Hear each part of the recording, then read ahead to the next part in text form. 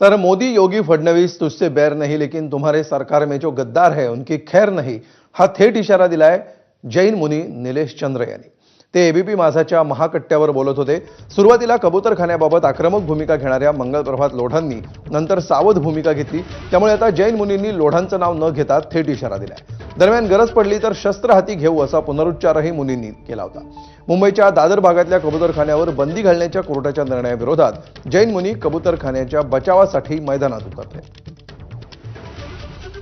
हजारो वर्ष प्राचीन आमचा हे जैन धर्म आहे। हा सनातनाचा धर्म आहे। महाराणा प्रताप पासून आंध्रा तेलंगणामध्ये राहिलेला आहे। आमचे जे हिरसुरी होते त्यांना अकबरला प्रतिबोध दिलेला आहे। हा जैन समाज शांतिप्रिय समाज आहे।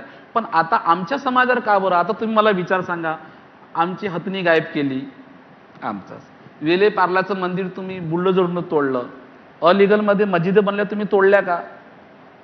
याच्यामध्ये ही सरकारची मैंने कहा योगी मोदी देवेंद्र तुझसे कोई वेर नहीं, तेरे अंदर जो गद्दार नेता बसे जो समाज को तोड़ते देश को तोड़े उसकी खेर नाही। 10 वर्षापासून मी गोरक्षणासाठी लव जिहादसाठी आणि ते मी जे कर्म ते माझ्या तोंडातून निघून गेले।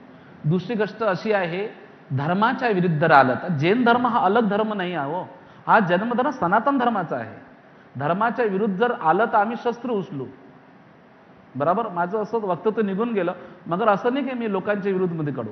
धर्माच्या विरुद्ध म्हणजे माझ्या सनातन धर्माच्या विरुद्ध मध्ये जर कोणी आलं तर प्रत्येक सनातनी माणसाचा अधिकार आहे, त्यांनी तलवार आणि चाकूचा त्याचा परवा अधिकार आहे, कारण की तलवारीच्या धारावरच हा महाराष्ट्र जिंकलेला आहे।